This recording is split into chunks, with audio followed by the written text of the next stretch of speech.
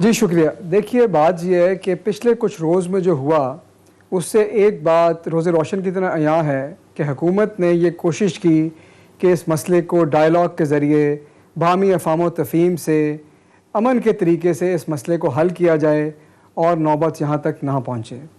लेकिन कल जो सूरत हाल देखने में आई, जिसमें हमारे 4 पुलिस एहलकारों को शहीद कर दिया गया, 250 से ज़ायद लोग ज़ख्मी हुए, उससे ज़ाहिर है कि सूरत हाल बिल्कुल तब्दील हो गई है। और इस वक्त रियासत के लिए अव्वलीन प्रायोरिटी, अव्वलीन ज़िम्मेदारी ये है कि हमने अवाम के जानो माल की हिफाजत करनी है, हमने उनको तहफ़्फ़ुज़ देना है, हमने सरकारी और निजी इमलाक को नुकसान नहीं होने देना और हमने rate of the government enforce करनी है। डायलॉग की जो आप बात कर रही हैं, देखिए, इस रियासत के दरवाज़े डायलॉग के लिए, अपने शहरियों के लिए हमेशा खुले रहने चाहिए और खुले रहते हैं और आज भी खुले हैं। लेकिन डायलॉग जो होता है वो 2 साइडेड होता है, डायलॉग कभी एक साइड से नहीं होता। और डायलॉग के लिए एक बड़ी ये क्लियर बात है कि हमारी मुजाहिरीन से ये दरख्वास्त थी कि जी आप वापस चले जाएं, आप रास्ते ना ब्लॉक करें, उसके बाद बातचीत होगी। लगता नहीं कि वो मुज़ाकरात में कुछ ज़्यादा संजीदा थे और इसीलिए नौबत आज इस नहज पे आ पहुंची। सर, अभी जो मुज़ाकरात हो रहे हैं इसमें इसकी अभी रीसेंट अपडेट्स क्या हैं? क्या कोई ब्रेक थ्रू की तवक्को की जा सकती है? देखिए, मैंने आपको बताया ना कि मुज़ाकरात के रास्ते तो हमेशा खुले रहते हैं, लेकिन जो इस वक्त पहली प्रायोरिटी है वो rate of the government enforce करने की है। बातचीत तो कई लेवल पे हमेशा जारी रहती है, लेकिन इस वक्त कोई काबिल ज़िक्र मुज़ाकरात ऐसे नहीं है कि उसको हम आवाम के सामने लाएं और पेश करें।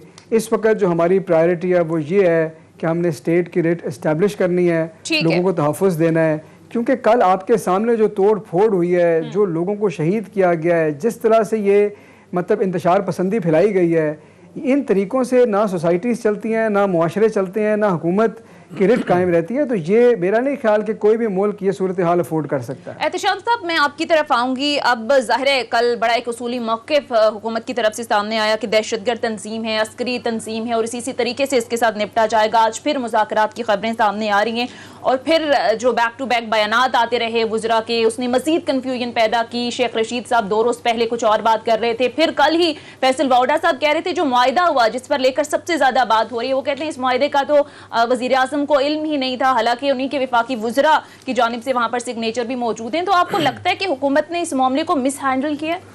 सोनिया, एक शॉर्ट कमेंट करूंगा, उसके बाद मैं कोशिश करूंगा कि हसान साहब से मैं भी सवाल करूं। देखें, 2 चीज़ें बड़ी वाज़ेह तौर पे हैं। पहली तो बात जो है, मेरा ख्याल है इस पे सारी कौम एग्रीड है, वो ये है कि 96% लोग यहाँ पे मुसलमान रहते हैं। इस्लामिक रिपब्लिक ऑफ पाकिस्तान इस मुल्क का नाम है।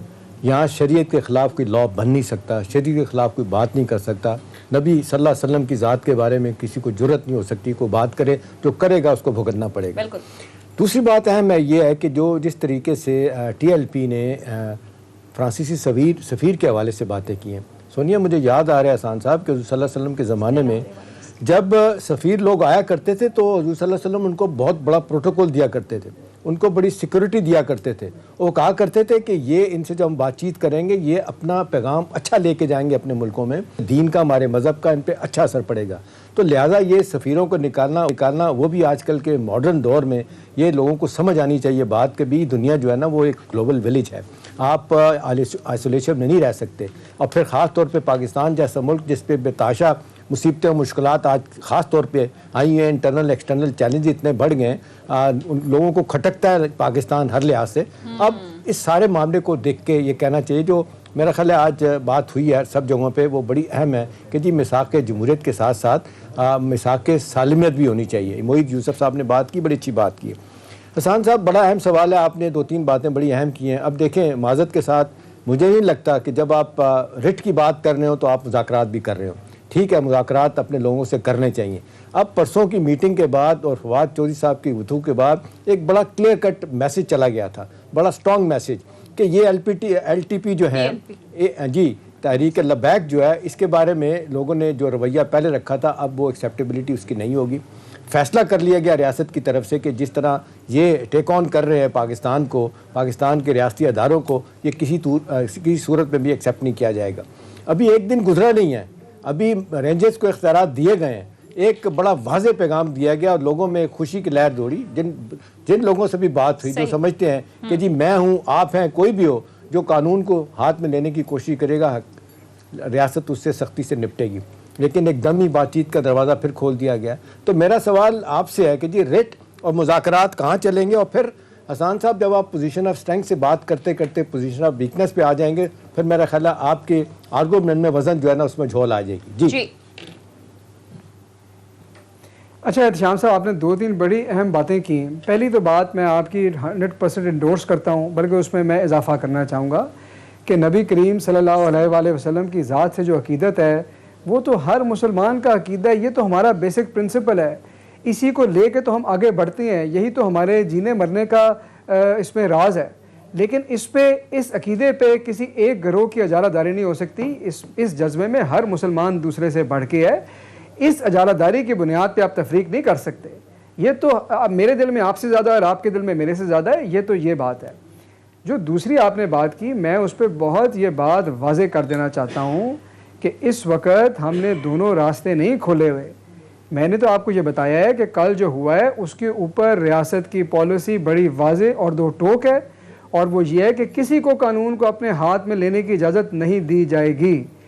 अब रह गई बात डायलॉग की। मैंने आपको ये बताया है कि रियासत के दरवाजे शहरियों के लिए कभी बंद नहीं होते, लेकिन उसकी कंडीशन बड़ी क्लियर है कि लोग जो इंतशार पसंदी फैलाना चाहते हैं, अगर वो इंतशार पसंदी ना फैलाएं, वो अपना मस्जिद रहमतुल आलमीन में वापस चले जाएं, सड़कों की ब्लॉकेट छोड़ दें जो पहले दिन से हमारा मौक़िफ़ है, तो जाहिर है कि बातचीत हो सकती है। लेकिन अगर कोई स्टेट को ब्लैकमेल करने की कोशिश करेगा, वो उसके लिए हम तैयार नहीं। एक बात। इससे अगली बात यह है कि जो लोग हमारे कानून नाफिज करने वाले इदारों की शहादत में मुलव्वस हैं, उनके खिलाफ कानून हरकत में आएगा।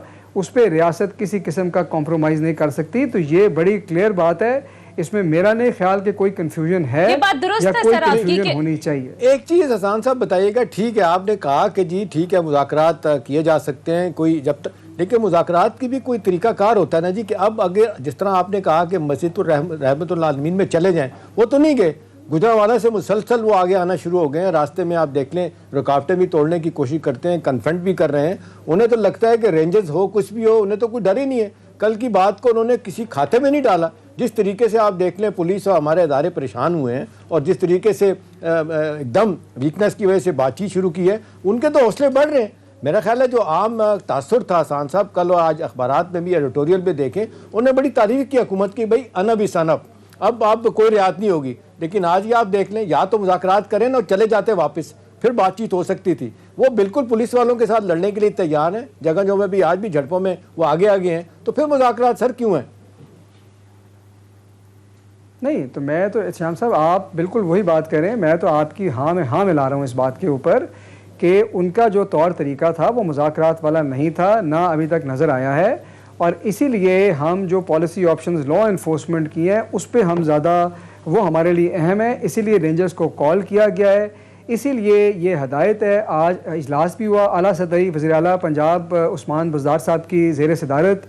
उसके अंदर यही फ़ैसला हुआ है कि किसी को कानून को अपने हाथ में लेने की इजाज़त नहीं दी जाएगी।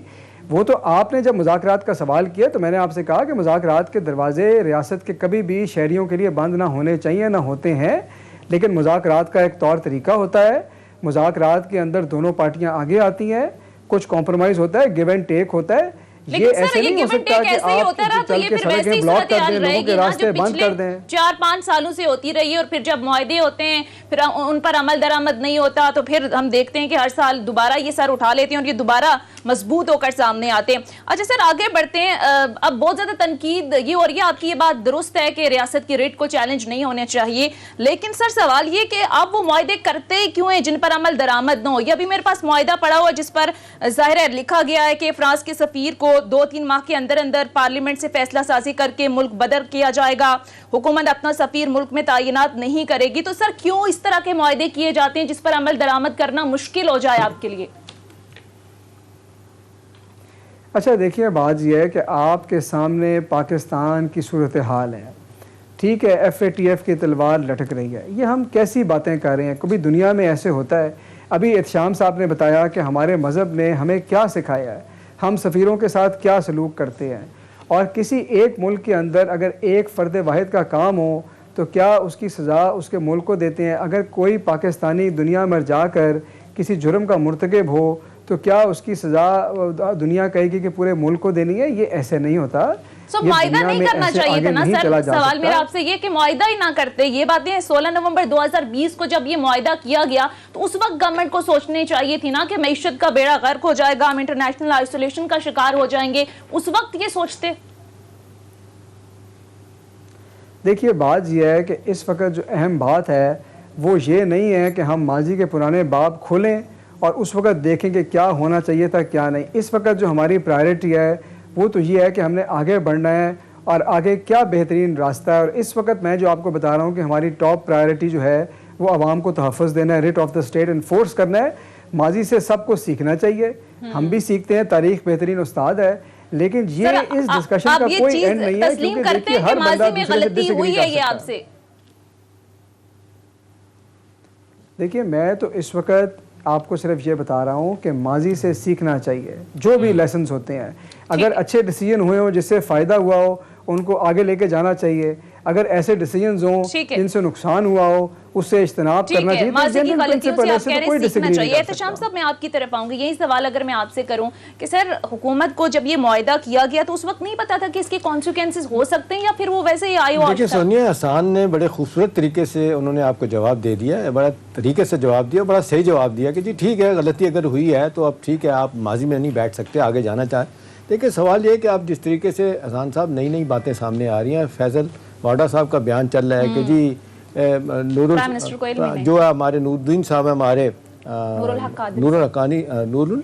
हक कादरी साहब, वो उन्होंने माहिदा किया, पता ही नहीं था उन्हें। और ख़ास तौर पे कहते हैं कि जी ये फ्रांसीसी सफ़ीर वाला मामला तो एजाज शाह साहब जो पहले हमारे इंटीरियर मिनिस्टर थे उनके ज़माने में हुआ था। चलें इसको भी छोड़ देते हैं, आगे चलने की बात होती है। अब सवाल तो बड़ा अहम है जी कि अब बड़ी अच्छी बात है जिस तरीके से रेंजर्स आ गई है, पंजाब गवर्नमेंट इसको बड़े बेहतर तरीके से हल कर रही है, कोशिश कर रही है। और कोशिश आज तक भी यही है, बावजूद मैंने तो ये भी देखा है कि कल इतने रियासत के हक़ में जो बयान दिए गए थे बहुत अच्छे दिए गए थे। इसके बावजूद मुझे लगता है नरम गोशा एक इस लिहाज से हमारी रियासत का भी है, हमारी हुकूमत का भी है कि हम अपने लोगों को नहीं मारना चाहते, उनके ख़िलाफ़ कुछ नहीं करना चाहते। बार बार उनको सिग्नल और मैसेज यही दे रहे हैं कि भाई ये मत समझें कि हमारी ये कमज़ोरी आपसे बात कर रहे हैं या आपके सख्ती नहीं कर रहे। लेकिन हसन साहब वो कहते हैं ये सियासत और ये तारीख बड़ी बेरहम चीज़ है। अगर आप इस तरह के मामलात को तूल देते रहेंगे, हर आने वाले दिन जो आप उनको रियायत देते रहेंगे तो फिर ये जत्थे जो हैं फिर ये इस पे नहीं रहेंगे, फिर और तरह के सियासी जत्थे भी आएंगे। और आप देख लें 2 दिन के बाद आपने देखा कि इस्लामाबाद पिंडी चौक हो गया था, ट्रेडर जो है ना उन्हें भी लगा कि जी हमें भी धरना देना चाहिए। उन्होंने परसों बुरे तरीके से धरना दिया, पिंडी इस्लामाबाद बुरी तरीके से फंसा रहा। अब वो कह रहे हैं कि जी हम आएंगे, 30 नवंबर की डेट दी है उन्होंने ताजरों ने कि हम फिर धरना देंगे।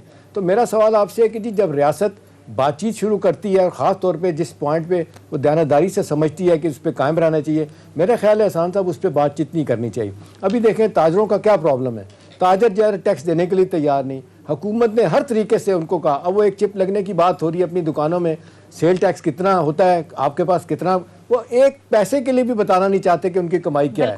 वो 50,000 की शर्त आपकी और मेरे लिए है, उसको मानने के लिए तैयार नहीं। अब जब आप इनसे बातचीत करेंगे और आहिस्ता आहिस्ता, इससे पहले तीनों हुकूमतें ट्रेडर्स जो है ना उनकी बात मान के चुप करके बैठ गई थी। अब ये सियासी मसलतें जो है ना जी, पॉलिटिकल एक्सपीडियंसी, इस तरह करने से मेरा ख्याल है रिट हमारी जो है ना वो बरकरार रखना मुश्किल हो जाता है हसन साहब। ठीक है।